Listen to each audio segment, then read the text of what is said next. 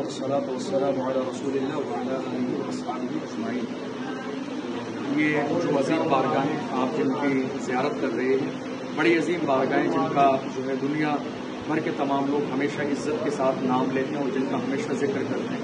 एक तरफ कुतुबुल आरिफीन सिराजुस सालिकीन आरिफ बिल्लाह हज़रत जुनैद बगदादी रज़ी अल्लाह तआला अन्हु की अजीम बारगाह है आपकी निगाहों के सामने, तो दूसरी तरफ आपके मामू और आपके पीर मुर्शिद हज़रत सिर्री सफ़ी रज़ी अल्लाह तआला अन्हु की अजीम बारगाह है। इन अजीम बारगाहों को बहुत मुख्तसर वक्त में बयान करना और इनकी तफसीलात बताना यकीनन मुश्किल काम है, लेकिन हज़रत जुनैद बगदादी रज़ी अल्लाह तआला अन्हु की शान का अंदाज़ा इस बात से लगाया जा सकता है कि आपके पीर मुर्शिद ज़िंदगी में एक मौके पर यह भी सवाल किया गया, क्या कभी ऐसा होता है कि मुरीद अपने शेख से कमाल में आगे निकल सकता है? तो आपके शेख हज़रत सिर्री सफ़ी रज़ी अल्लाह तआला अन्हु ने मुस्कुरा के फरमाया, अगर मुरीद जुनैद हो तो वो आगे निकल जाता है।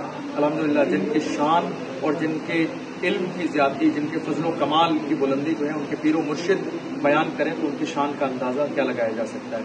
अल्हम्दुलिल्लाह, हमारी हाज़िरी हुई, अल्लाह हर मोमिन की हाज़िरी इन बारगाहों में जो है नसीब फरमाए। बहुत आलीशान बारगाह है, बहुत खूबसूरत अंदाज में इस बारगाह को बनाया गया है, बड़ा सुकून है और ये आपके पीर मुर्शिद का मज़ार है, बड़ा खूबसूरत अंदाज में इसका नज़ारा है। अल्लाह हर ईमान वाले को हाज़िरी नसीब फरमाए और हम सब की तमाम दुआओं को इन औलिया इकराम के सदक़े में कबूल फरमाए।